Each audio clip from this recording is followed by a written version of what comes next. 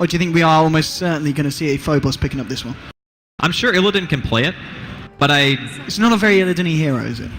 I mean, it can be. The thing is, Illidan has a very wide hero pool, so if they decide that it's better for the draft to last pick something that goes off lane, maybe a bit more effective right now than the Centaur, then I think it would be okay to just go ahead and throw it on Illidan. But for right now, I think it's actually fine in the off lane. Phobos plays a great Centaur anyway, so you have 2 good players on it already. You're going to see the Razor ban here, so they are thinking that it's going to be more of a off lane capacity coming out from the Centaur War Runner. And last ban out here from Virtus Pro is going to be the Chen. Very good ban.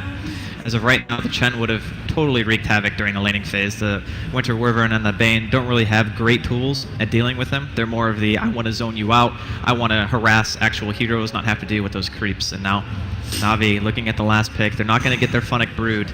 Are they going to go back for the Sand King again? All right, Funnick has played phenomenal Sand Kings in every single game that we've seen him in so far here at the Aces RG Dream League. I really enjoy that pick. Another Blink Initiation hero.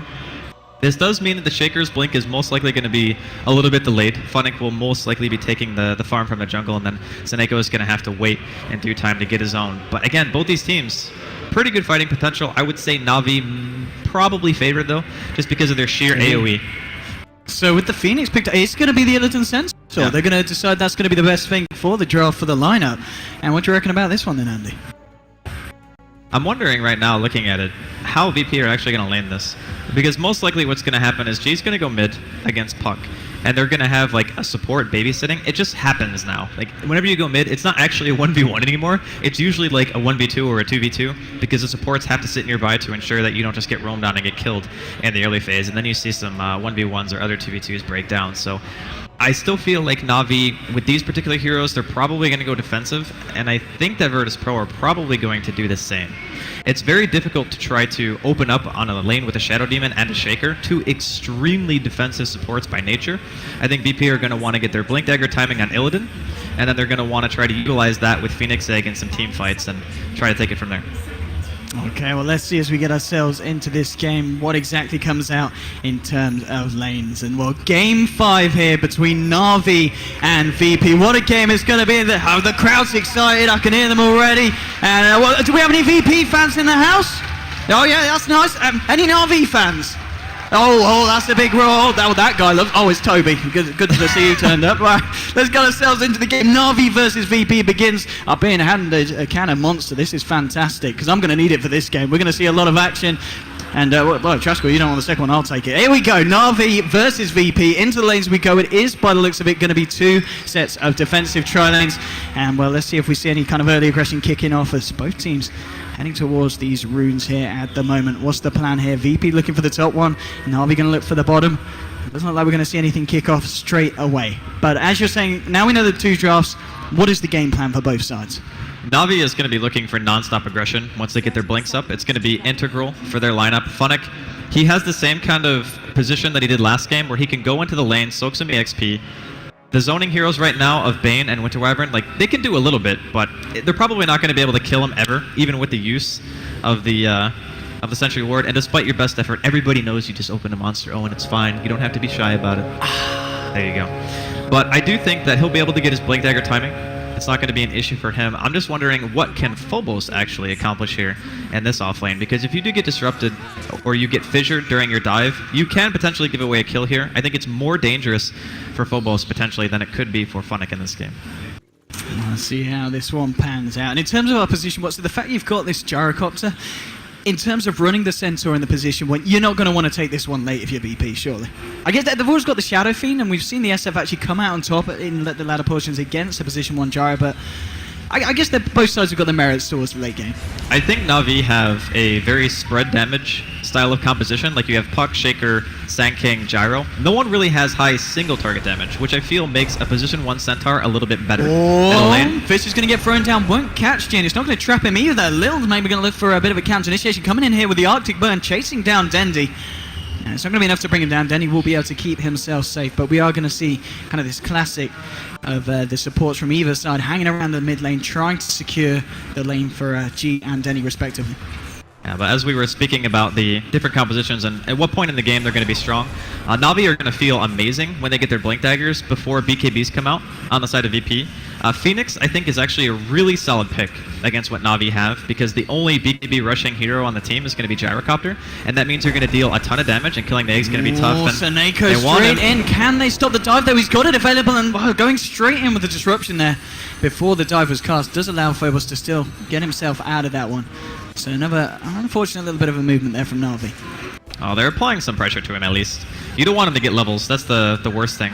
And lucky right now for Na'Vi, they're doing a nice job of controlling the safe lane. There's 3 range creeps on the side of BP, so that lane will continue to push out. Bottom lane, going in on Phobos. He doesn't have the diver. They've got Soul Catcher as well. Snake are going to move in. They're going to need a few punches to bring him low. They're getting him low. The right clicks as well from the illusion, helping out for Shadow Demon. He pops us out. There's not going to be enough. Saneko goes in.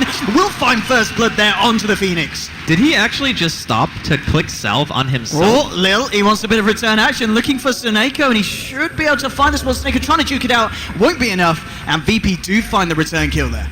That was a really awkward pause. I actually don't think the Phoenix should have ended up dying there. Even though Shaker is a very fast hero, he actually paused and then salved and then walked forward. It was a very short stutter, but it was definitely there. In the meantime, Haystern picked up here by FNG, looking for something. Going towards the mid lane, he has got the Wyvern coming as well. Danny's incredibly low. They're going to set this one up with a Nightmare. G moving forward. He's got level 2 raising, but the Fisher coming back, holding G back. Danny's still alive. He face shifts all out, and now trying to test one around. Saneko getting G low, but Lil is, of course, there with the Embrace. Keeps G up. G will find the final raise onto Dendy on the sidelines, and it is VP coming out on top of that mid lane engagement.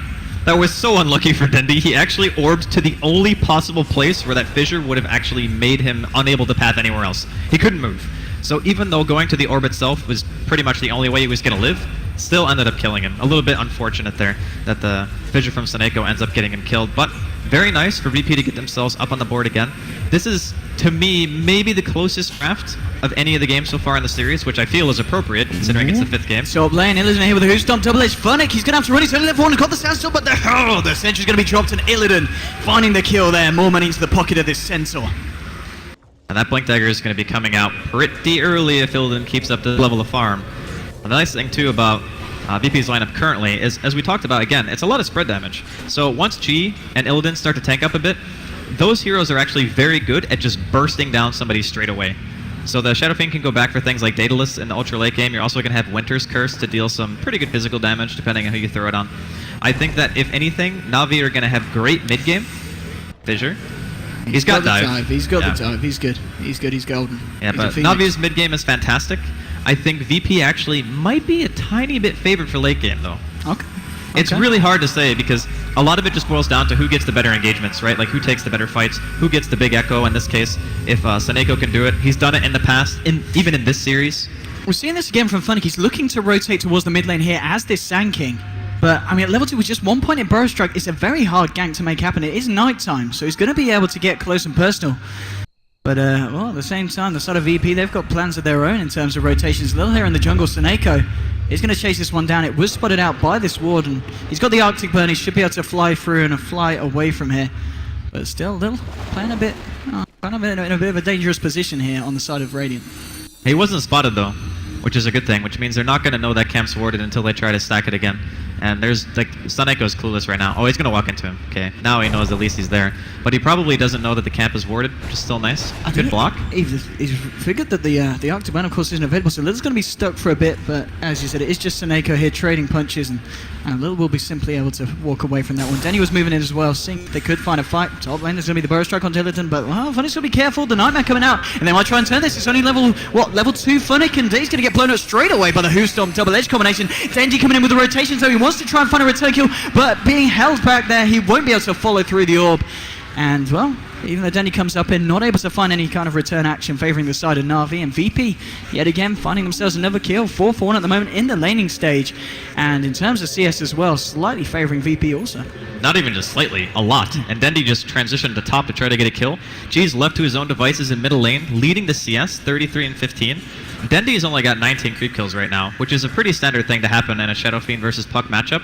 If for whatever reason you end up getting picked in that 1v1, the Shadow Fiend just auto-wins the lane, unless you have outside help. And right now, Funnick can't really help him, because as you already mentioned, he was very low level, just at level 3 a couple of seconds ago. And the Shaker doesn't really do enough damage on his own. So VP have been very proactive about punishing this mid matchup and giving G the position that he wants to play from, which is being very far ahead, because he's great at bullying when he knows he has the advantage. Indeed, well, G's going to be happy, continues to farm their top lane. Funny's got to be careful, Illidan moving in. He's now level 6 as well. So, of course, they do have this Stampede initiation if needed. And at the same time, it's going to make these rotations harder for the side Na'Vi, but Na'Vi, they will find Phobos there, following up with the Rocket Barrage damage there on the bottom lane. That's a big kill. You really want to get Havosis farmed as humanly possible in this game. Because of the fact that two lanes are losing, not super hard, but they're definitely not winning for the side of Na'Vi. Like your top lane, your middle lane, they are struggling at this point. You need to have something good going for you. And outside of the fact that Funnick managed to get level 2 Sandstorm, which will allow him to start farming the woods, that's a big thing for Na'Vi. Funnick's Blink Dagger in the previous match solidified them the mid-game win, in my opinion. Just like single-handedly with like massive burrows, good epicenters, all that. Kind of carried them very easily into the late game and eventually just toppled over Virtus Pro. I think his Blink Dagger timing is going to be just as important, if not even more important, because they actually need it this game. Whereas last game I felt like their draft was just superior. Well, last hit wise, and you were saying it earlier, Shadow Fiend looking pretty scary. It's going to only continue that way. Top of the net worth board at the moment, and G clearing out these jungle camps as well. Looking very, very good for the Shadow Fiend. That's going to give the space as well for Wyvern in the mid lane to work his way towards that level 6. Now, right now it's pretty quiet. I think both teams are just content to sit back and do their own thing. G, I'm not sure if he's going to opt to go for the mech build this game. I think mech is actually very good against a team that's almost solely comprised of spread damage. Like we've brought that point up a few times so far, but I think it is important to keep people remembering that this Na'Vi lineup is built around fighting 5 versus 5, not about killing like very farm single target heroes. Top lane, they really want to go for it. They're going to send Dendi up as well. They'll set this one up here with the disruption. Call down Fisher, everything coming down, and Illidan, the Stampede is not going to save him. And Na'Vi there with a rotation, taking down the Centaur. That's 4 heroes though, man. You just sent 4 heroes to the top lane to kill 1, and now you're going to have a couple of heroes getting some solo experience. That leaves Phobos safe in the off lane, that leaves Lil safe mid. You're still making a trade, even if you kill that hero. So keeping him away from the Blink Dagger, I think that's still a good call. And in fact, it's very common for Illidan to do this on a lot of heroes, by the way. He buys a casual Ring of Health. Now, I'm not sure if he's going back for the Vanguard, but I really hope he's not. I think that Blink Dagger is way too important to kind of skip over this game. Bottom lane, VP moving in onto the tier 1 at the same time. Na'Vi applying a pressure to the top. They wanted to find something else on top of the kill that they got onto Illidan. And it looks like they might just do that here, bringing down this tier 1 on the top lane. A bit more gold for Vost as well if he's able to get that final touch in. Fortification coming out from the raid. The question is, do Na'Vi try and defend this bottom lane? So Nako's there on his own, and now with the Nightmare, he's going to be in a bit of trouble. He needs some help if he's going to wish to stay alive, and well, nothing's going to come. They're just going to let Suneko go there as he falls on the Earthshaker. I think it's fine. In the grand scheme of things, Na'Vi killed the tier 1 first, and they ended up killing a carry, whereas VP were only able to find a support. So, gonna exchange towers at the end of the day. It's not too bad for Na'Vi at this point. Their blink timings are so important, and Funnick has been left alone this whole time. We talked about how a few minutes ago he was level 3. Now he's halfway to level 7 pretty much after this creep wave. And look at his gold as well. I mean, coming up to 1700, it's still going to be a very respectable timing on his Blink Dagger if he doesn't die. Yeah, and it's super important for them too. If they can get some momentum going off that blink, then you can also get Dendi his blink too, which he's even farther away than Funnick, given the fact that he did get ganked in that middle lane. Then his first teleport rotation, he did it prior to being level 6, so he wasn't even able to punish Illidan for the kind of sorta dive they did on that tier 1 top lane. So I think this is going to be the go button for Na'Vi once Funnick has that item up, and they're even prioritizing the Sonic Shaker getting level 6 too. So they will have a lot of tools available to them very soon to start turning this game in their favor. Ooh, Denzi. It should be fine. It's just Phobos coming in. He's got nothing to control the puck, and Puck's able to get himself away safely. G coming in terms of his farm, closing towards that good old mechanism. He's very close to it. Just a recipe short. So it's going to be a very, very quick timing for him as well. But Avos, well, maybe not if Avos can chase this one down. G's got a haste read. He's fine. We'll be able to get himself out. I guess he baited out the rocket barrage. No, but I mean, that was just him looking for something. He had a high ground ward inside of the jungle, so maybe he was looking to see if he could line up a Raze or two. He might have been able to kill Havost if he had been on point, and the rest of VP coming in. Smoking up, they're going to stampede through, and straight away the Fiend's Grip onto Suneko. If they find it, they'll certainly find the Earthshaker kill. The question is, can they get anything else here? Looks like the rest of Na'Vi have got themselves out, and let's have a look at Funnick. Has he got that blink? Nah, he's going to get it now. Moves into the side shot, will be able to pick up the Blink Dagger, and consequently hide himself in the trees. So it's just an Earthshaker they stake down, and the fact that Funnick isn't stopped on what is a road to a very quick blink. 11 minutes in, we can start to expect to see Na'Vi looking for the plays now. Very interesting to me that Illidan actually goes back for the Vanguard. Like, he actually completes the Vanguard. Now, I know it makes you extremely tanky, and Navi's team, most of their damage output is magic right now, and with the mech and a Vanguard, you're kind of unkillable, and maybe they're just saying Stampede is enough of an initiation tool right now, and they don't actually need the blink to make sure they can take fights. It's just a very interesting concept. Like, maybe he even forgoes it completely and goes back for Pipe. I feel that item is ridiculous against Navi's team. Like, 10% extra magic resistance and the 400 absorb would be huge against this Epicenter, the oncoming Earthshaker ultimate that's going to be soon, hopefully. I think he's like 25 experience away from 6, yeah. So Neko will be able to have that, and you have Call Down. Like, everything on the side of Navi is magic right now. And top lane as well, Dendi trying to just find some farm. 1,700 gold towards his own Blink Dagger. And he has got the backup now of Jaro. They're going to go for this one, dropping the Dream Coil straight away. The Cold Embrace will be there to buy a little some time, but it's not going to be enough to protect him against the amount of damage that Na'Vi have, as they do finally close the Wyvern. FNG tipping in as well as the Phoenix diving forward here. Phobos, of course, does have... No, he's not quite got the mana, in fact, for Supernova, so they wouldn't have been able to do anything anyway. Na'Vi are able to back themselves out and get away with taking that kill for them. The more and more I see how VP are playing this, I kind of have this sense of they want to actually just try to out-tank Navi's lineup. Like, having Stampede as a disengage tool is fantastic, but Puck kind of... He doesn't counter it, but it's annoying. Because if you get coiled and you Stampede, you actually can't run anywhere unless you have BKBs up. But we actually know for a fact that G is going to be making his way towards BKB soon. Maybe he just buys it after the mech. Maybe he waits one other item in his progression. And Illidan will likely pick one up at some point too. And in that case, the Stampede becomes very useful again. But until that point, it's going to be anyone's game. It just comes down to the fights. Dendi's now got the Blink Dagger on the Puck. Yeah. So in terms of initiation with that and the Sankey in house, Seneka doing well. He's got 800 gold, so he's working towards it. Still quite a way to go. VP are looking for Roshan here. They brought it down to half health. And the question is if Na'Vi know about this or want to try and contest it. And doesn't look like they have any intention of closing in on this soon, so VP should be able to get away with this. Now this is a big thing for them too. Just being able to get it off the map. I mean, Navi's team's not really great at killing Roshan, if we're just being honest, and maybe part of the Vanguard choice was to be able to tank it up like Illidan is right now. He didn't take much, if any damage, really, from tanking that. But very nice to get G with that Aegis at this early stage in the game. I think it makes it much less likely that Na'Vi are going to be able to take a team fight in general, even with the use of the Blink, unless Funix Epi is so good that he just kills like 2 or 3 heroes in the back. VP, they want to make the most of this Aegis. They want to start to get the push on at Heartstar. They're going to lead in with this one. Disruption, and now Snako throwing out the Fisher. Not going to catch anyone. As Illidan was past it. Now with the Stampede, there's going to be the Fiend Script onto a Vos. They want to bring down this Jaro, but the Extra Stone's going to catch him. And Funnick catching out the Epicenter onto Lil and G. No one falling out on the side of Na'Vi. Now the cooldown from a Vos will catch loads of them as in the middle of it. They lose Dendi here on the Puck. If Phobos going forward, he does have that Supernova, the Fisher. All on about for the timing, but the burn damage bringing Heartstar incredibly low. He might die to this, and he will do indeed. This is a fantastic fight for VP. Finding 2 and losing nothing, and they should be able to get the tier 1 off the back of this as well. That Sand King Epi didn't really do a whole heck of a lot in that fight, and that is really bad for Na'Vi. They're going to lose their tier 1 for sure, as you mentioned. And the first time the Blink has been shown in a team fight, it doesn't really do a whole heck of a lot. And that, I mean, the mech was popped, of course, but there was no pipe coming out from the side of VP, and that, again, was without Illidan even having a Blink. Like, he just casually walked in. And that's against a Sand King and a Shaker and a Shadow Demon. So he got into that fight somehow, managed to catch a Havos, forced like 2 or 3 members of Na'Vi back.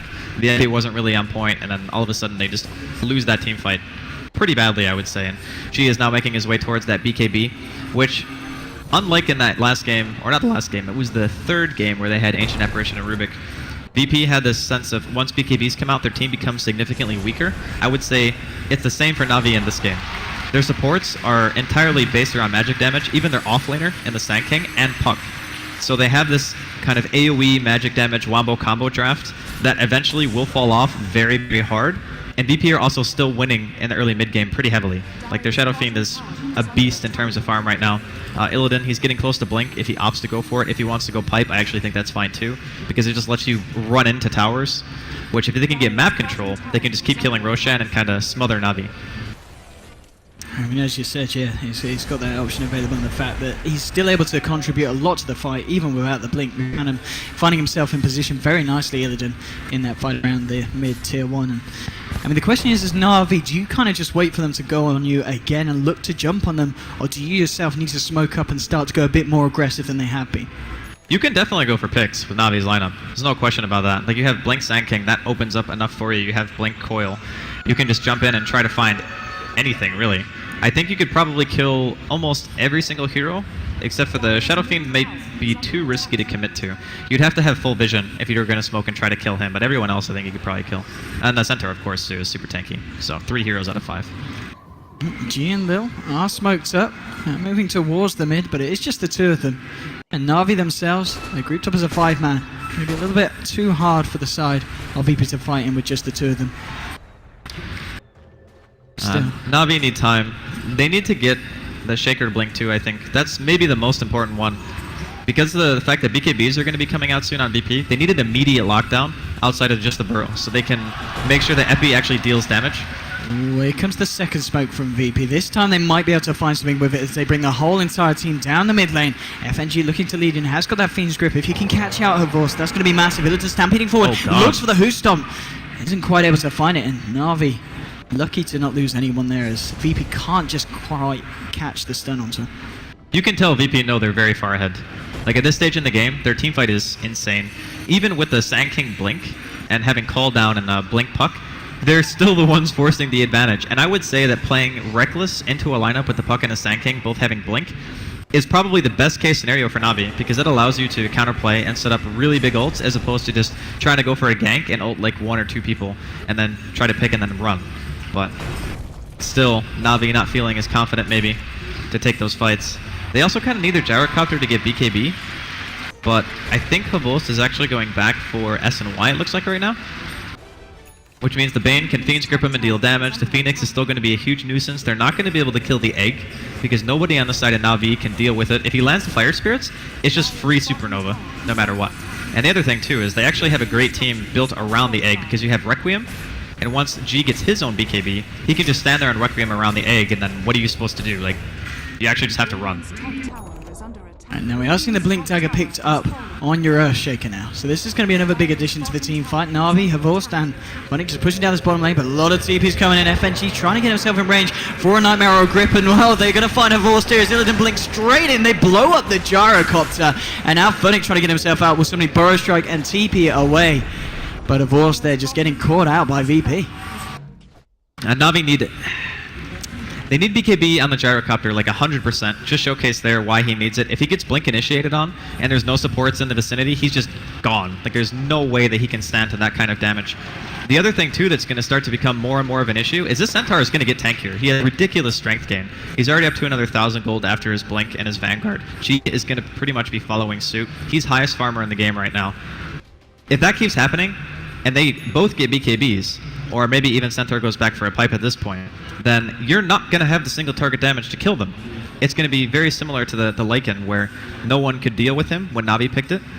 Now it's going to be, you can't deal with a Shadow Fiend and you can't deal with a Centaur. This is also the reason why I felt like VP's lineup would just be better in the late game, because 4 of the 5 of the members of their team drop like rocks in terms of efficiency against BKBs. There's a lot of creeps this, and Neko, he has got that extra time. He's going to blink forward, find the Fissure, and now with the follow-up Burrow Strike from Funnick, they might be able to find Lil. No, the defensive Nightmare's going to buy them some time, and now turning around onto a Vortex with a Curse, with a Fiend's Grip as well. Gyro's getting low, he'll go down there to the Splinter Blast, and it's 2 heroes falling on the side of Na'Vi. They are able to take down the egg. Now Dendi trying to take this one around with the Dream Cold. Funnick with a Burrow Strike will get cleared up by Illidan with a Who Stomp. FNG trying to do what he can, will stay alive there. Arstar's going to get Nightmared up. Illidan moving forward. They're going to look to take down the Shadow Demon here as well, and they will find that kill. It's a double kill for FNG. 4 heroes down on Na'Vi.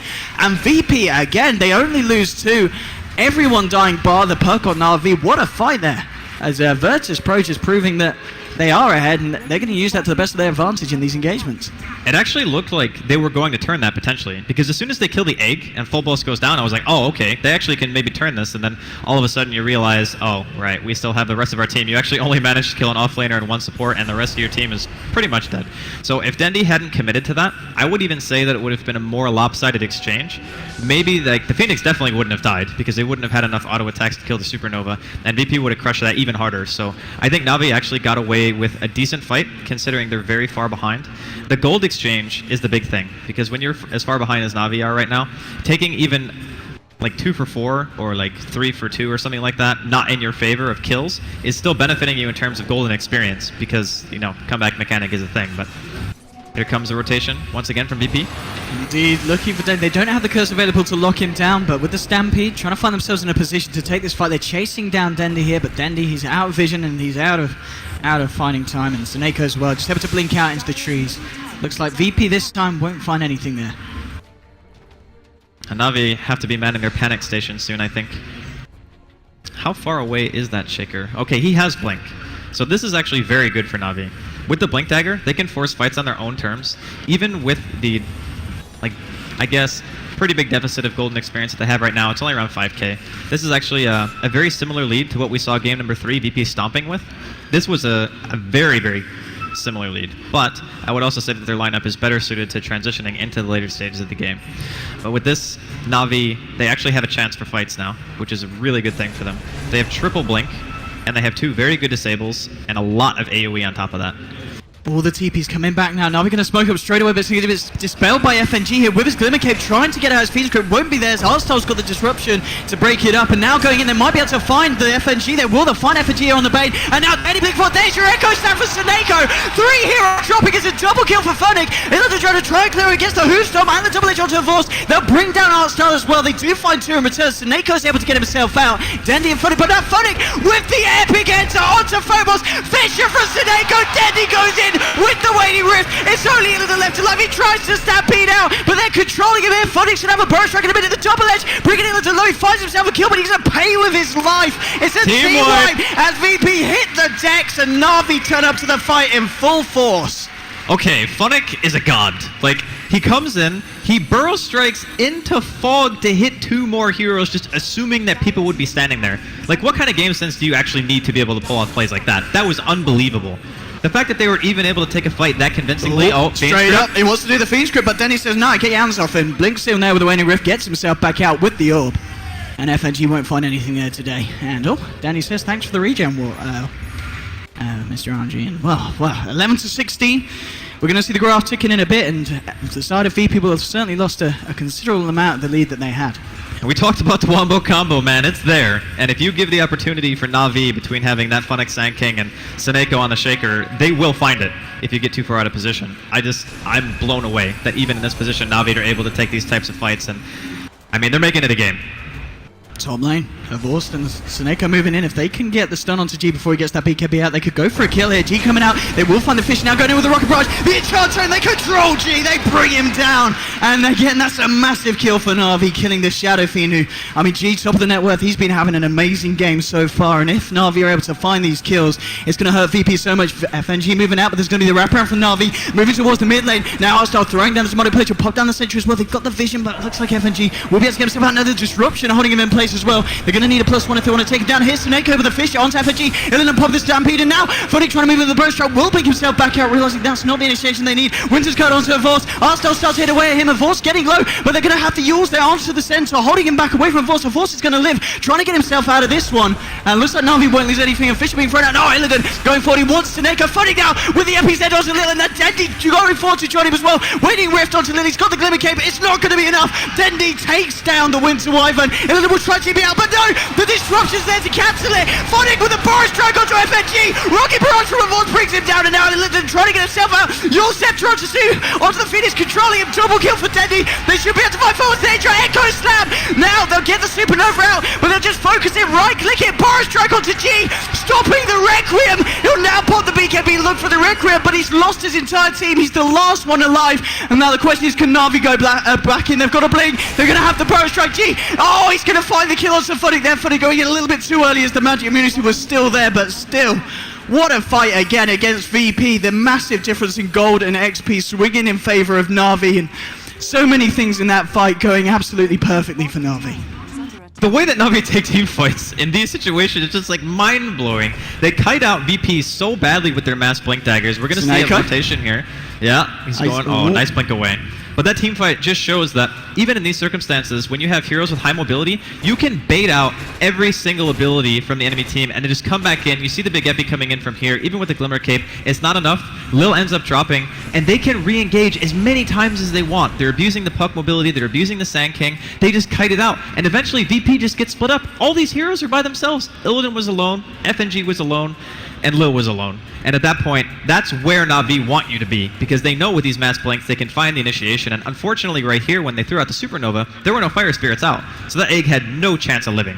And thankfully for Virtus Pro, G ended up living through that engagement and gets at least one counter kill. So I didn't want to jinx them by saying they had the same lead as they did before in this position, but right now they're going to be going for Roshan, and no Epicenter up just yet on the side of Na'Vi. Okay, never mind, just came up cooldown. So if Na'Vi realize this is going down, they can contest, but as of right now, it does not seem like they do. Indeed, Echo Slam being the only ultimate that Na'Vi don't have at their disposal, but they're not going to head that way.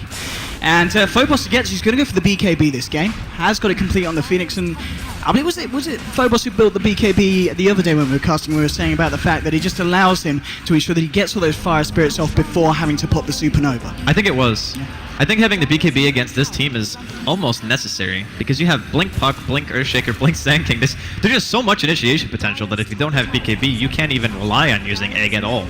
So I think it's a very necessary choice coming out from him. Top lane. Well, Wyvern's going to TP in. Winter's goes onto Dendy trying to set something up, but Seneco's there with the backup. Dendy's just going to be able to orb out, and nothing going to be achieved there by that Wyvern. They're going to pop the Stampede as well. They really want to look to fight, but Seneco's already TP'd out from the tree line. Vorst and Denny, they're just running away, and VP unable to find anything there, and the full 5-man being forced up to the top lane, which is going to give the space for Funning to get his push on the bottom lane. The most important thing for VP right now is to remember the lesson that they get from fighting that middle fight is don't get pulled apart by Na'Vi. Because if you take these small skirmishes against Pucks and Sand Kings, you're never going to win. You're not going to be able to catch them. You don't have the amount of lockdown you need on an individual hero basis to be able to secure those kills. You just have to fight 5 versus 5. And Dendy, he's got enough money for Aghanims if he wants to. I wonder if... Oh, he does actually want to go Aghanims here. He already picked up the point booster. I was going to say, I wonder if he goes for Hex instead, but... yeah, his farm has actually gotten completely out of control. Funnick, he's got an Epicenter he wants to use. He's jumping in onto Illidan with the Burrow Strike. The Fisher from Seneca holding in place now with the Sandstorm. Now Seneca comes in with the Echo Slam. They should be able to find Illidan. No, Illidan turns, gets the Hoostop out. Now with the Supernova, the mech from G keeping him alive. They find the kill onto Seneco, and they do manage to keep Illidan alive. Very nice play there from VP, reacting to Na'Vi, looking for a cheeky little pickoff. MVP Fire Spear from DK Phobos just throws it in from downtown, prevents that last hit from coming in, and they get a really easy turnaround kill. So, important pickup here for Virtus Pro. They get the Aghanims up on the Centaur. This is going to do a ton of work against the Sand King Epi, and of course the Echo Slam, assuming that the Centaur isn't actually hit by it. And I think with the way that Virtus Pro are playing it, it's much more likely that the Centaur will already be inside of the fight to be able to pop that Stampede to negate the damage output. And depending on his usage of that skill, I feel like Na'Vi's damage output could just drastically drop off. So it's going to be down to, again, who gets the better initiation, who has the better utilization of their teamfight abilities.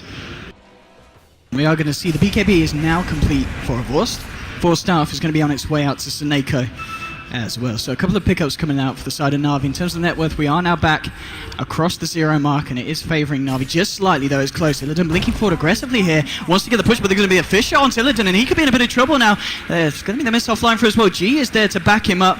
We'll be able to remove the missile from this fight, and VP, they've got the rest of the team coming in. So G and Illidan, if they want to stick around and look for more, they're certainly going to be in a position to do so. The rest, well, Lil at least is smoked up, and so is FNG. So Na'Vi, they've got to be careful about jumping into this one, because FNG will be there to react. Epicenter's going to be up in 20 seconds, and Funny just continuing to push. FNG is looking for that Fiend's Grip. They're trying to find a Vorst. He's just going to Nightmare apart style.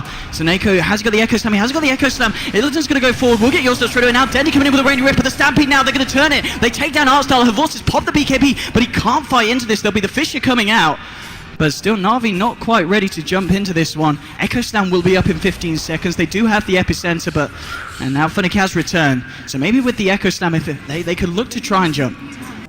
Just going to try and take this tier 2. Dandy's got a Dream Call as well. 5 seconds to the Echo Slam. Do they want to go a homing missile onto Illidan? They're trying to force VP back. They've got the fortification behind them sometime. And do they chase this one down? Now, it doesn't look like it. They've sent both the Sand King and the Earthshaker to the top lane, and this isn't going to be the fight that Na'Vi looks for. If they were able to make something happen off that, even though Artstyle was dead, I think that they could have potentially done something. I think their biggest worry was the fact that she still had BKB, but Stampede was down. They still had everything else though. Like they had Egg, they had Fiend's Grip, they had all that stuff. So I get why Na'Vi didn't want to go in. I just saw like maybe a tiny opening if they wanted to try to really, really force it. But I think that also the fact that he has Aegis, it's like it's a lot of risk for very little reward. If they win that fight, it would have been very flashy, but other than that, it's just like, we should probably wait it out, let our gyrocopter get a little bit more farmed. Havos is working his way probably towards his first damage item now. He went for the BKB SNY, so he's sufficiently tanky at this point. He just needs to start hitting hard, so when he gets a flag off, FNG setting something up onto Phonic. Soneko has got a fish catching both G and FNG out. Soneko gets himself out. Phonic might not be as lucky. Oh, the winner's curse comes through. They want him dead, and they're going to get it there. Phonic now down for a good minute. A very nice vision from Soneko, though. He did his best. I don't really think you could have asked him to do anything more in that situation. Stampede is showing to be, once again, extremely good in a lot of different situations. I wouldn't be surprised the Centaur getting a little bit more love, at least after these finals. Oh, Illiton, he wants to fight a horse. He's got a TP backup coming in the form of the Wyvern. There's going to be more as well, but now Denny with the Dream Collar wants to try and turn this, but the Embrace is going to be there. Illiton's going to be one. Now your Echo Slam coming through. Fireballs gets taken down. Waiting Rift on the Lily can't do anything. He's going to get taken down as well. It's an unstoppable kill streak for Denny. Havos popping the BKB there, because the Illiton won't be able to find the double edge. He's been glimmer caped up as well, trying to find the control onto Dendi, but Dendi's going to be fine. Snako still waiting in the sidelines. Illiton trying to chase down the Dendi kill. That's going to be the Nightmare from FNG. Say this up, and now Snako with the Fisher, and now taking the Nightmare off Dendi, allowing Dendi to get himself out of this one. Dendi will be able to TP home. Snako will be the sacrificial lamb there, but Snako with the plays, allowing Dendi to live. This guy is an absolute legend. Like, how do you go into that just saying, you know what, man, it's fine, I got you, I'll break that nightmare, you get yourself out, sing Tales of My Valor. Soneko, he's unbelievable. Like, I don't know what else this guy needs to do to be able to win. Pretty insane stuff, but I mean, still, obviously, the fact that VP, they do get the kills, they do manage to take down the Earthshaker. And, you know, Shadowfeet, he's got the Skadi, so he's certainly going to be punching in these engagements, and it is still a while until Havorst has that big damage item, as you were saying, so arguably if VP want to start to push, maybe this is the time that they can look to take a convincing fight, and maybe even try and push up to the high ground. Or do you feel, as a team, they're ready to wait a little bit longer before they look to jump in Havorst? Oh, you're a bit deep here, matey. Winter's cursed, and now the TP's coming in. Havorst, he's got nowhere to run. He really wanted that tower. He's not going to get it there. Lil with the deny, and Havorst, I mean, that was classic Havorst. That's heartbreak. Classic stuff. That's a really not good death for him. I mean, he was just working his way towards maybe picking up a Demon Edge. He was only a couple hundred gold away. I think he lost quite a bit for that as well. Yeah, he loses almost 500 gold for that death, so he's not even able to pick up a random Javelin or anything, maybe unsure of what next item he wants to really buy. But I think the biggest point of contention for both teams, definitely going to be Roshan. In that regard, I'd say that Na'Vi maybe have like a tiny edge just because, again, massive AoE combos. But VP have been very good about positioning for the most part. There's been one or two pretty decent echoes. The one bottom lane comes to mind. He hit on 2 or 3, managed to kill full boss before he was able to really do much of anything. I think that it's so important to have Aegis though. Like if you're VP, if you want to go high ground and you're going into that choke point, you need a second life on one of your carries. And I think in this case, G is the one who needs it. Indeed, it looks like VP, they're going to be happy just rotating around, hanging around this Roche fit. It's going to be up in a bit. We're going to see what kind of timing is going to be up for Roche. And VP, I mean, they're doing exactly as you said. They want to wait for that Aegis because they really respect the team fight potential of Na'Vi. We've seen it time and time again with the Echo Slam and the Epicenter. You want to be making sure that you're ready to go if you're going to run up into the high ground against that. And without a doubt, it's anyone's game at this point. I gotta commend Na'Vi though. They like pulling these games back. I don't understand how they can consistently do that. Like, how do you have that much pressure on you to say, oh yeah, you know what, it's fine. We'll just randomly wipe the enemy team off the map when we're down like 5,000-6,000 golden experience, and the enemy team composition is better at this stage in the game. It's just unreal. And that fight mid, like just baiting out so many abilities and just mass blink spam mobility heroes, just showing to be Na'Vi's forte. Like, this is the only reason they're in the game is because of outplay. Like that in of itself is nuts.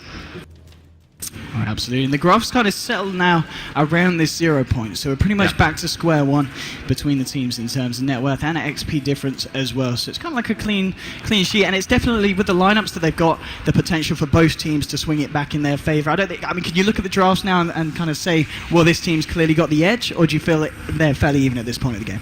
I feel it's very reliant on item progression from the Gyrocopter and the Shadow Fiend. So for example, SF is going for crit rate. So they're going to have very high single target damage output even through BKB, whereas Havos, he's still working his way towards that first damage item. Now he could opt to go for Butterfly. That would also be a very good choice if he sees the Crystallis top lane. Yeah, Dendi opening forward. Phobos is going to go in there, but there's Yules to hold him back. Dendi needs to be careful because FNG is around.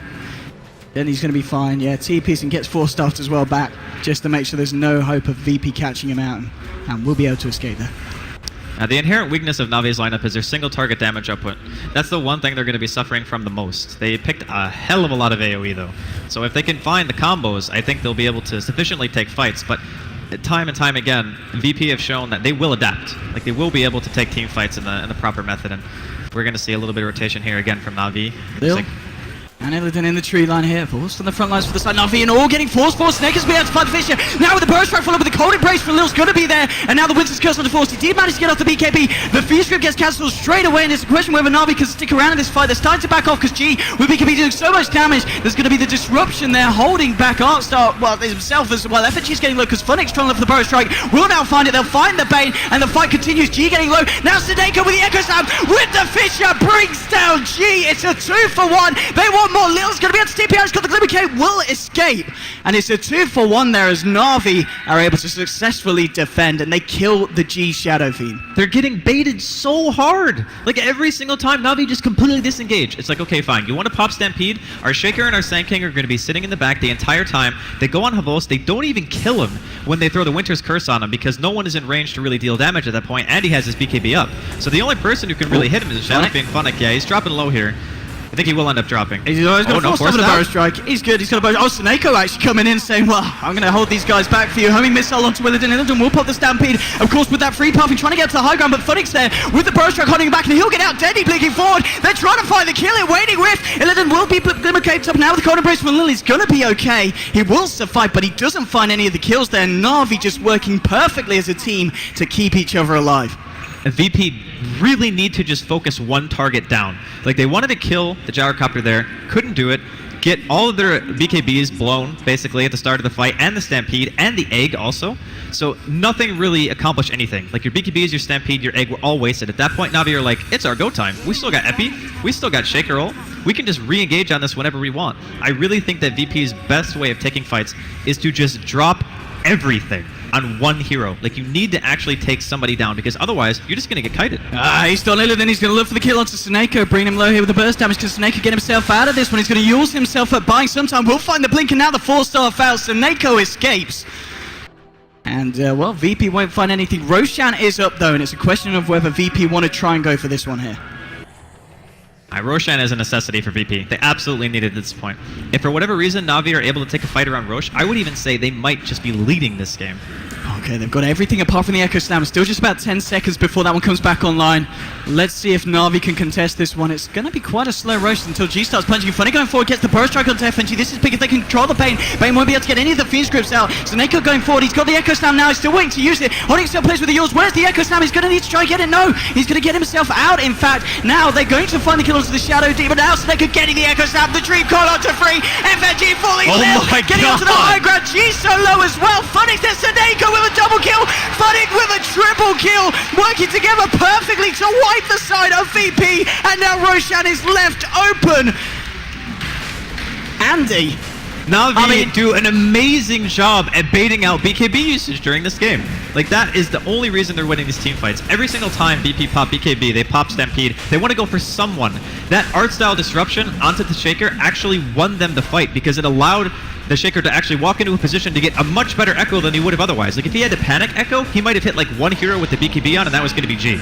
But after that, he walks to the side, he hits 3 with the damage, 2 with the stun, gets 2 heroes killed straight away, and then the rest of the team fight is just Funnick coming in with the epicenter and taking out G. Like this is just insane performance from everyone on the side of Na'Vi. They're on the same page, all of their fights are perfectly coordinated, they know exactly what their game plan is. This is insane. When you look at Vorce now, I think that was him just picking up a complete, yeah. That is going to be the MKB coming out for Vorce. He's going to have that ready for the next fight. Dendi, how's he doing on that old Cypher Vice progression? Well, he's got the ultimate orb, 2.5k gold towards that as well.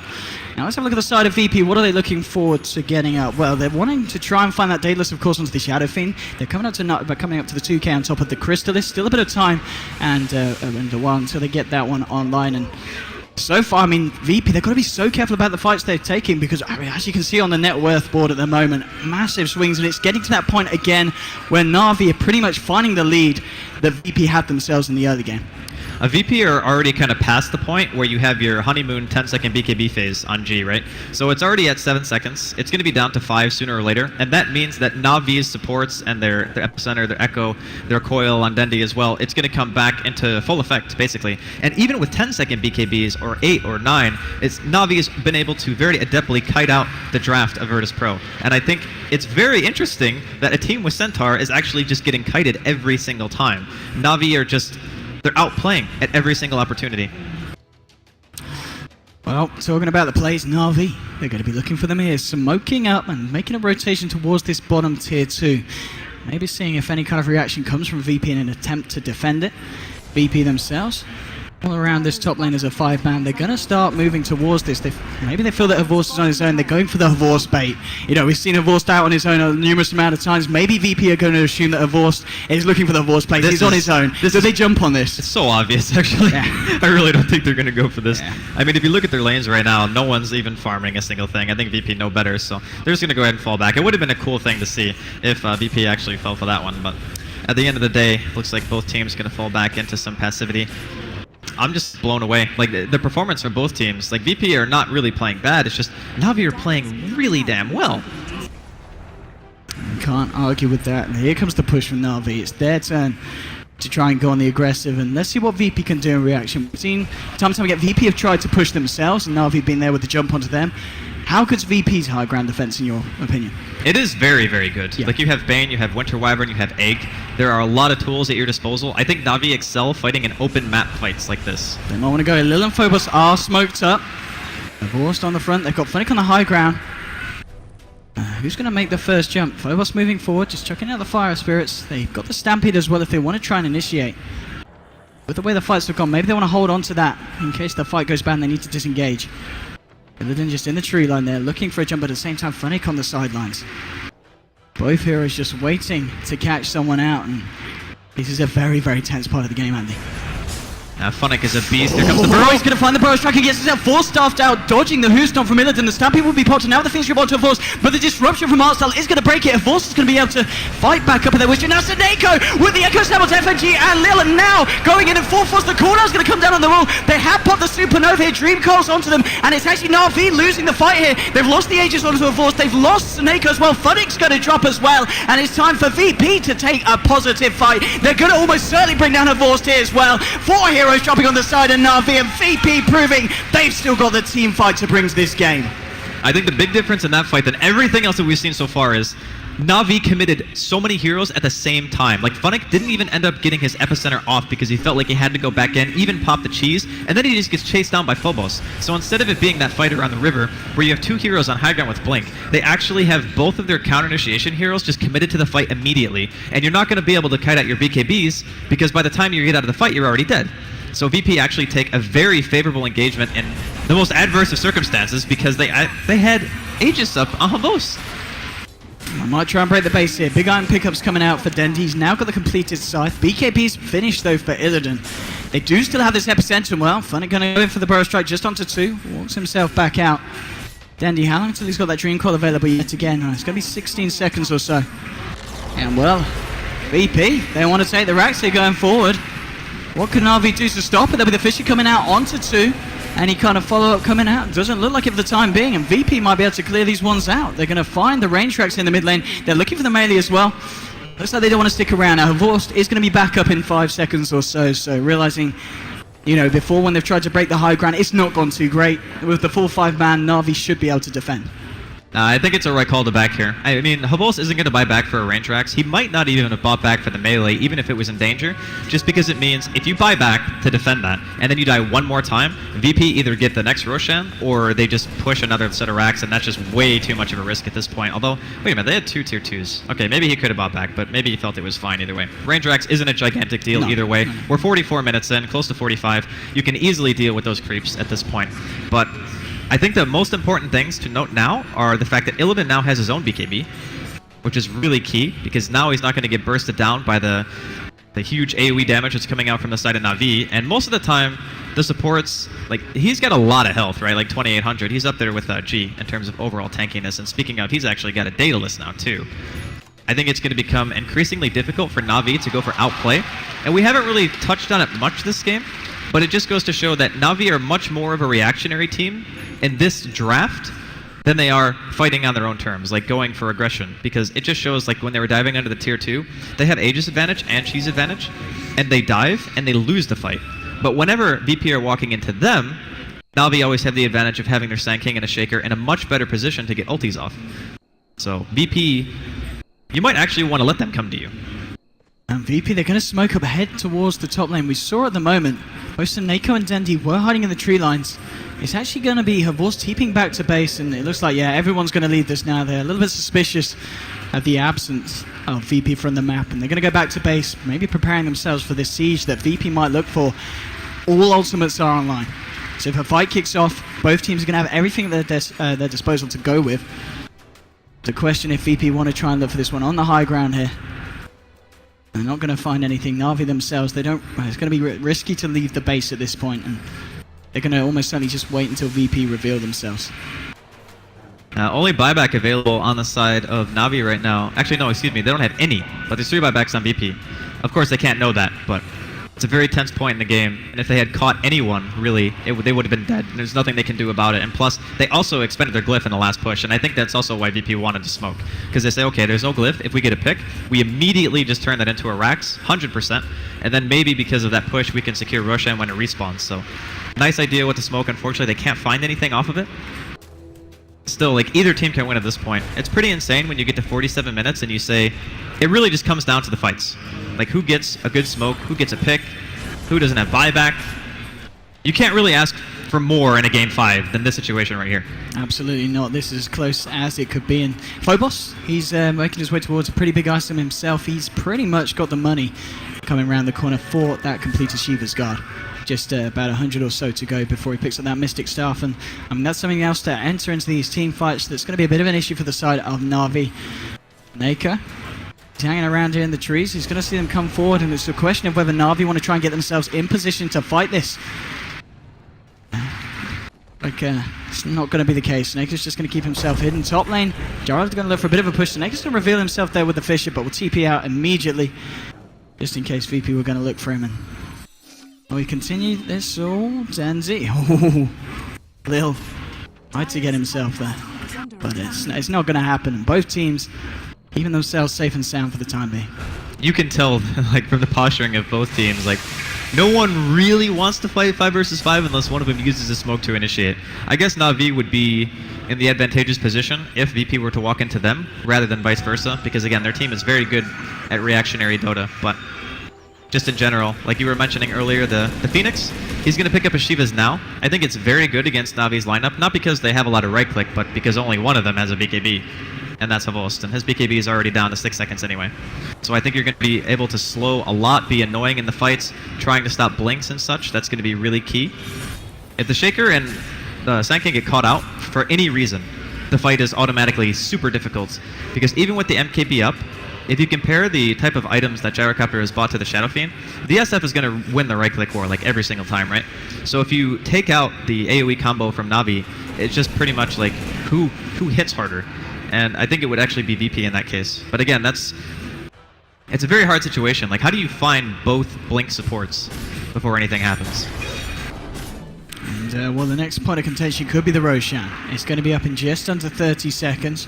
Last time, of course, we saw Na'Vi take a very, very positive team fight for the side around the pit.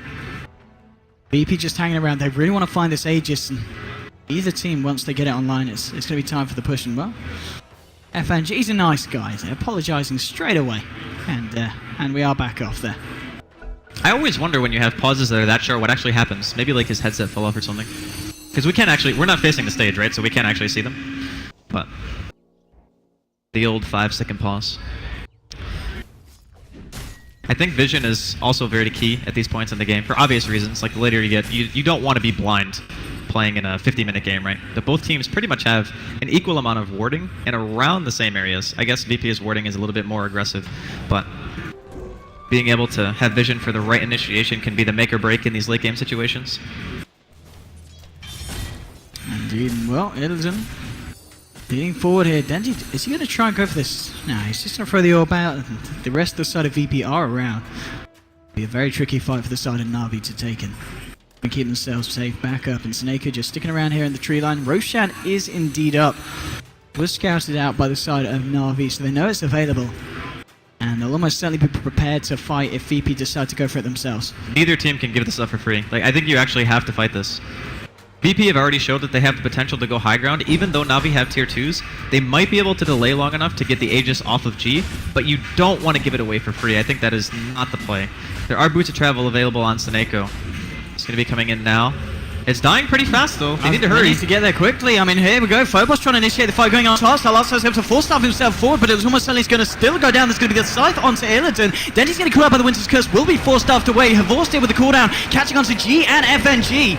The question is, can they continue to fight? They've still got the Echo Slam and they've still got the Epicenter.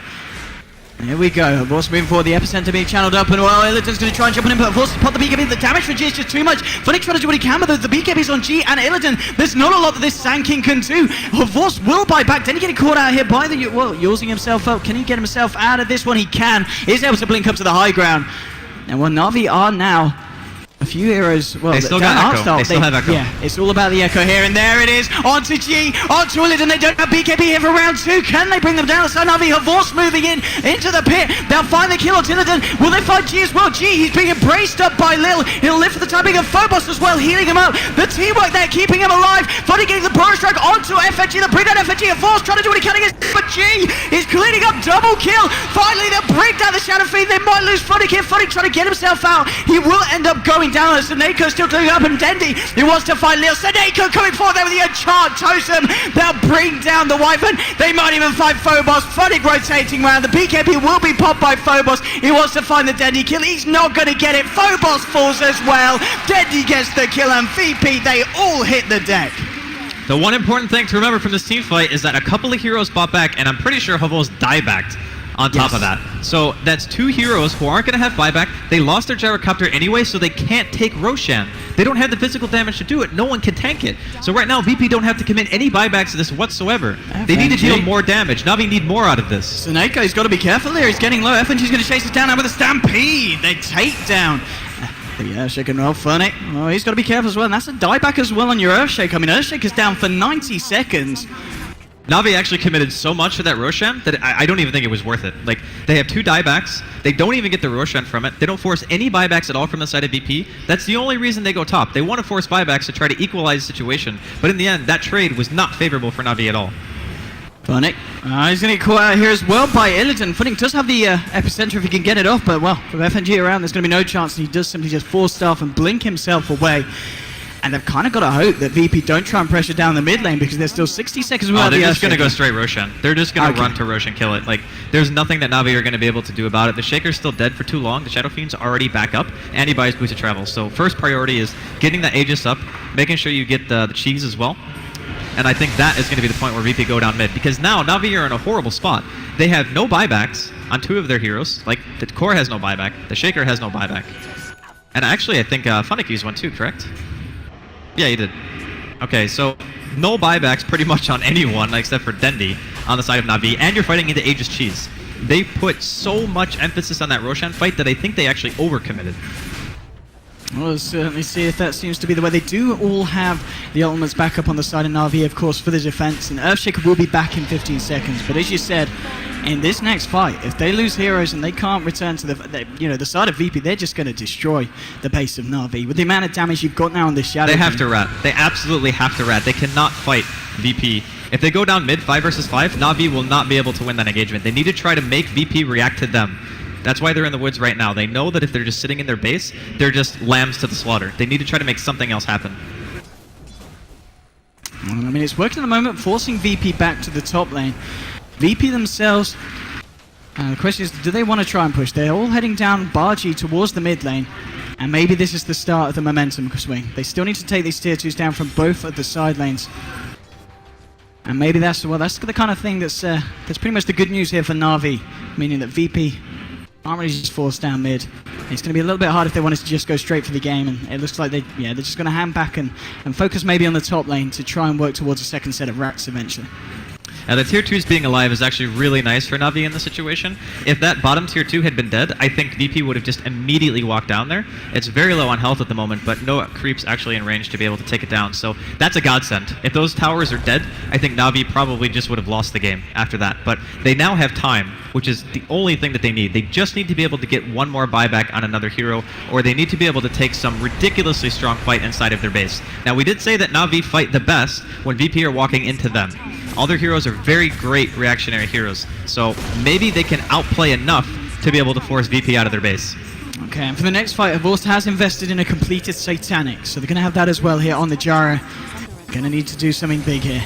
G starting to pummel away at the tier 3. The TP's coming out for Na'Vi. They're ready to defend, but the question is, have they got enough to stop VP at this point? Going forward, Snako finds the Fissure onto 2, but now Illidan going in, he will get caught out by the Burrow Strike, and now with the Winter's Curse onto Snako, holding it in place, he's going to go down, and he's down for 80 seconds. He does not have buyback. Funny getting caught out as well. The Dream Core's being dropped by Dendi, but now the Fissure Force will get cancelled straight away with a defensive disruption from Artstar, but Artstar's going to go down. 2 heroes down on the side of Na'Vi, neither with buyback available, and as a 3-man, can Na'Vi hold back the side of VP? They're going to try their best here. Vorst sending the missile forward onto Illidan now. Oh, Danny gets the Waning Rift onto Free. The missile will connect onto Illidan. Funnick trying to desperately push them back here with the Rat, attempting to do what he can on the bottom lane. Mid lane, the melee racks will get cleared out, and now the side of VP, they're going to look for the top set as well. And, well, Na'Vi, can they do anything? The Dream Core's being popped. They do still have an epicenter. It's going to have to be a big one, but Funnick, he just wants to continue to push on this bottom lane. He wants to find something in return. Yours is going to be thrown down onto Shadow Fiend, but G standing his ground. And there's still no Funnick, no reaction from Funnick. He's not coming for this one. It looks like they're just going to have to end up sacking a second set of racks here. And Funnick's actually being forced back from the bottom lane by Bane. And yeah, this is going to be a second set of racks going down, or maybe not. A Vorst with the cooldown wants to try and fight into this one. Dendi moving forward, moving back now with the Stampede, going on to Vorst, and Vorst will pop the BKB. They won't catch him out here with the Hoostomp. G continues to fight. Vorst is trying to do what he can, but now Illidan going in and going ham, catching out. Vorst is going to be the defensive disruption, buying a blow sometime. He will be able to get himself out. Dendi with the Waning Rift now with the Supernova coming out from Phobos. Dendi needs to get himself out of here, and he will be able to find the blink. The Supernova goes off, and now Funnick and Snako, they're going in. They've got the Echo Snap onto 2, and now they've brought down the Shadow Fiend, but he's got the Aegis. He's going to be there for round 2. Illidan trying to find himself the Hoostomp. Now G coming in. He's trying to do what he can with the Waning Rift onto G. Now the punches bringing Dendi low. They'll find the kill onto Dendi. He does have buyback. Funnick with the Burrow Strike onto Lil at G, but now G punching away at Foes brings him down, and Vorst is down for 95 seconds. Dendi holding Shadow Fiend back here with the Yours. They will bring down Lil. They need to find this kill onto G, and they're doing what they can. Burrow Strike onto the Shadow Fiend. Dendi with the size now. Can they kill the SM? The heal from Phobos. Will it be enough? No. G, he might drop down the punches. He does go down. Snako will live, and Na'Vi do defend the base, but only what's left of it. They've lost 2 sets of racks, but I gotta be honest, I think Na'Vi, the fact that they didn't lose the game there is pretty much, that's a win. Great. It's a win. Not losing the game right there is definitely a win for Na'Vi. They put themselves in a very tough situation to fight out of. Again, we talked about them not having buyback. We talked about them prioritizing Roche very heavily. They still had to spend another buyback. I believe it was on Dendi during that engagement. He would think he was the only one who even had it at that point. But with that buyback, they managed to keep their base alive. Not being Megan means they're still in the game. Gyrocopter is very good at defending against creeps, and he does have Satanic on top of that, so he'll be able to keep the lanes pushed out. It's not over just yet. Na'Vi are trying to force buybacks here. They might even be able to counter racks, actually.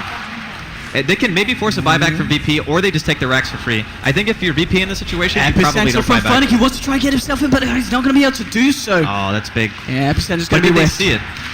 I don't know if they saw that.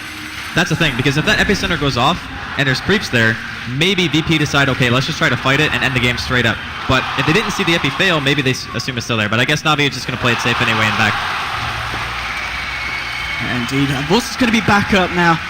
But still, the fact that VP didn't have to expend the buybacks there is still obviously going to put them in a very favourable position. They've taken 2 sets of racks from the side of Na'Vi. But Na'Vi, of course, they're going to continue to fight this one out. This game is all or nothing. This is, of course, the deciding match here in the grand final. And neither team ready to back down. But Na'Vi, of course, in not a great position now. We're going to just have a quick pause here. But, I mean, Andy, what a way to finish an incredible tournament. I can't handle this game, man.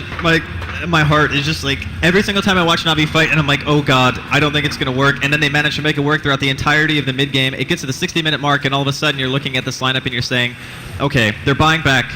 they're really going hard on this Roshan, and then you realize even though they defend it, it's like, wait a minute, you have no gyrocopter, what do you do now? You actually just have to watch the enemy team respawn slowly while you've expended multiple buybacks to this fight, and you can't really utilize it at all. I don't know what else to add. I gotta say, like, from Virtus Pro's perspective, they started out the series amazing. They go 2-0, and then Na'Vi, they just bounce right back. They win 2 games in tandem, and what else can you ask for a finals? I think this, like, I'm not trying to be biased, but I actually think that this is one of the better finals that we've seen in a very long time. Oh. I do. I honestly do. Well, it's just the games and how evenly matched the teams are. Yeah. I mean, VP obviously are in a very favorable position at the moment. I mean, Na'Vi, we saw them there. I mean, at that fight, the fact that they were able to control the heroes of VP is very impressive. During the mid-game, Na'Vi played phenomenal Dota. Yeah. Like, you can't, even if they ended up losing the entire series, you can't take anything away from them in this game. Like, they fought insanely well. Having the blinks on all these heroes, like Dendi and Funnick, and even Seneko, like, all 3 of these guys just completely out of their minds this game. I think any other team in this particular situation would have crumbled under the pressure that Virtus Pro were applying to them. And I think that it takes a very special kind of team to function under that kind of pressure and still put up this much of a fight. Indeed. We do apologize for this pause here. It looks like we're just waiting for Havorst to return so we can continue with this game. But, Eddie, what a game it's been so far. And well, let's see if VP will be able to push Na'Vi over the edge and take this win. They're going to need a bit of a kind of a miracle defense, I kind of feel, the side of Na'Vi. They're going to need something Na'Vi special. are the team of miracles, man. Well, a lot of stuff has happened this game that I was not expecting. True, that's fair enough. And yeah, Havorst now returning to the game. He's setting up there. Oh, there we go. We're getting ready to get the show back on the road here as the teams do return to their stages. And yes, Andy, yeah, you having a good time? I'm having a really good time. That's good. Just wanted to check. This has been one of my favorite series to watch in a while. And I mean, I also got a chance to watch them play yesterday too. So when I saw the series of the winter bracket finals, I was just thinking in my head, I wouldn't be surprised at all if we had a repeat for the grand finals, and here we are. So not only do I get to cast them with Sinner, I get to cast them with you. Aww. Yeah, sentimental moments. Such a flirt. Yeah. And here we go. We're finally ready to get the game back underway. And let's see if Na'Vi have it in themselves to stop VP. Let's have a look. What's the kind of gold lead looking like for the side of VP now? So it's gone back over to 7.5k. Not a huge amount an hour in, but just the fact that they've got 2 sets of racks though. That's why I'm trying to emphasize the fact that even though they're down 2 sets of racks, the lead itself isn't really that big. It's just the racks difference. And honestly, they even opened up the bottom set of racks on the side of VP. So Na'Vi, if they take 1 or 2 good engagements, they can very easily force some buybacks out of VP, kind of turn the tables a bit. Gyrocopter is getting to that kind of critical mass stage where he's just an absolute monster to try to take down. Although, of course, we see G, and then we say, oh, wait, he is also a monster. He's got 6,000 gold to his name right now and a double damage. But unfortunately, no Roshan going to be spawning to be able to use that. I mean, for the side of Na'Vi now, is it just a case of waiting for VP to push again, or can they afford to go out the base and look to smoke up onto VP? If you're VP, I think you wait for Roshan, and if you're Na'Vi, I think you have to fight Roshan again. But it seems really difficult. Having the best case scenario for Na'Vi, I guess, would be VP trying to push in to your base before Roshan even spawned. But I don't know if VP are going to commit to that kind of an engagement. They might go for the tier 2 bottom, and then they might just wait out Roshan for the safety and just saying, okay, we can get another cheese, we can get another Aegis, and then even if Na'Vi had buyback, we might still be able to take the engagement going high ground. So, I mean, it's really nice for Na'Vi that this tier 2 is here, because it gives a buffer. Instead of VP just being able to poke the base, there's actually a little bit more wiggle room between the time that VP are going to be able to get that tower and actually go high ground. Indeed, I mean, G himself, what does he go for as the final item here? I imagine I was going to save up for the fact that he wants buyback as well, but what can he 6-slot himself as? He can get like AC, he can get Butterfly. There is already an MKB up on Havorst, so maybe he wants to go for AC. Maybe he even just goes Moon Shards. Oh, it is? Yeah. There is indeed going to be those Moon Shards on its way out, and well completed straight away. And I mean, he's looking absolutely terrifying at this point. His damage output is unparalleled in this game. He by far does the most amount of physical DPS, even in comparison to the Gyro, just because he has crit and a massive amount of attack speed right now. But the Gyro, again, he still hits pretty hard, does damage to pretty much the entire team, as long as you get that flat cannon going. And BP, they do not want to wait anymore. Indeed, they want to go smoked up Art style. He's going a little bit far up, but they don't have any vision here, VP, so they don't know exactly what's up. And Art style's actually going to glimmer cape up. Hasn't dispelled the smoke there. VP are still in position to try and make a jump. Art style, you don't want to be revealing himself here. Oh, no, they still don't quite want to jump for that one.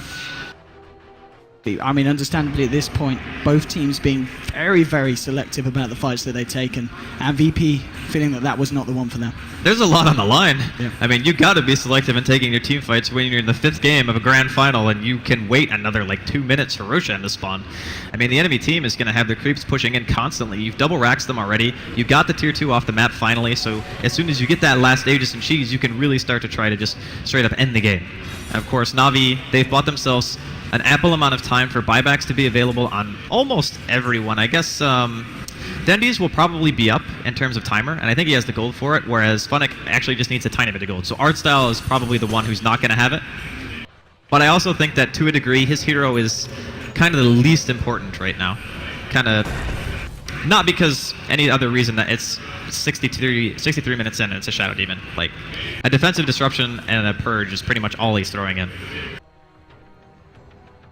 Indeed, it's, well, I wouldn't be surprised if we see a few more minutes of passivity as Artstyle is going to walk into Phobos here. Now, can they follow this one up? Yeah, Danny coming forward. They want to try and find a kill, but Phobos is able to get the BKB off. And does Icarus dive away there? Now that Glimmer was on point as well from Lil. He just saw that and he was like, dear God, please don't die. I thought for a second they might even commit Coil to that, but I guess he would be able to just egg. Because if you Coil mid-dive, you still get stunned for 4.5 seconds, and that might have been enough to be able to kill him. Although I don't know if they know Roshan's not up yet. It's very soon. Okay, Illidan's got an AC now. I mean, this is the point where if Na'Vi lose the fight, they're almost certainly losing the game. Yeah. I mean, it's kind of that make or break, right? You take the one good team fight and you... Illidan. They want to go forward here. Artstyle will be able to turn around and throw down the Demonic Purge. Homing Missile on its way towards Illidan, but again, the Glimmer Cape going to make it very hard for Na'Vi to do anything else there. And what's going to do is force VP back. Roshan is very nearly up, and they're just camping this. It's going to be arguably kind of the most important Roche of the entire DreamLeague Season 3. I'm looking at Na'Vi right now and I'm thinking to myself, if I can test this, and I lose a lot of heroes and I'm forced to buy back a lot, doesn't that just auto-lose me the game? Is it actually better just fight in base? Here we go, though. Oh, again, they're going to keep on Artstyle. He's going to be fine. He's going to be okay. Avosi's got a lot of money. He has got a lot of dollar. We might even be seeing the Rapier status coming out soon for Avos if he feels necessary. And if he can get there, if there was ever a game to buy a Rapier in, I feel like it would be this one. He could actually go Butterfly, because there's no MKB up on the side of Virtus Pro at all. And the Butterfly gives you a ton of survivability. I think he actually just wants to be that frontline hero. And he still does a good amount of damage. It's not like he's not hitting hard enough. It's just that maybe in some of these situations he's just unable to live due to the physical DPS of Chi. And this Roshan is going to get scouted out now by the Orb. I mean, do you feel Na'Vi have to contest this, or maybe I think it's actually safer to not contest it. Because here's the scenario, right? You fight over Roshan, and say, for instance, VP win the fight. Like, they're going to secure this 100% now because they've backed. But if they get Roshan and they win the fight, then you are in a horrible position because you need buybacks to be able to defend. Like, you want to be on the high ground with all 5 heroes alive and then be able to buy back and get right back into the fight. If you're fighting around Roshan, you can't do that. And for whatever reason, if the fight doesn't go your way, it is a guaranteed game-losing fight. But now, Na'Vi have given themselves an opportunity to fight around the base with a lot of buybacks. Everyone's got it, apart from everyone, the Shadow Demon. But Artstyle has it. So that means that you're fighting basically 9 heroes. And I think that, odds-wise, gives you a better chance of winning the uphill team fight. And this is also kind of in conjunction with what we were saying earlier, and that Na'Vi function better when VP are fighting into them. So I think it also gives them a bit more leeway in how they can engage into itself. Look at this, Vorst and Denny feeling very confident, pushing out the mid in the top lane. They're going to need to come back here because Illidan going forward. They're ready to try and seize the high ground here, VP. And yeah, they've all come back the side of Na'Vi. Fisher just getting thrown out, trying to stop the push. Making VP think twice before they go up to the high ground. And smoke up from the side of Na'Vi as well. Maybe seeing if they can get themselves in position to fight this one. Ooh. Looking for the 4 stuff there, pulling Illidan up to the high ground. It's not going to be there. That would have been pretty big. If they could have chained the stuns on him, that's the important part. I mean, that guy's got 3,500 health and 33 armor. He is an absolute beast. I don't even know if they could have killed him in that stun. Maybe with a Soul Catcher. It's incredibly tense here. VP. It's being very careful about when they choose to go. Na'Vi, they're ready, they're waiting. They're ready for VP to overextend, but at this point, Na'Vi pretty much are going to have to hit everything perfectly to bring down these heroes. I mean, they're just so damn tanky on the side of VP.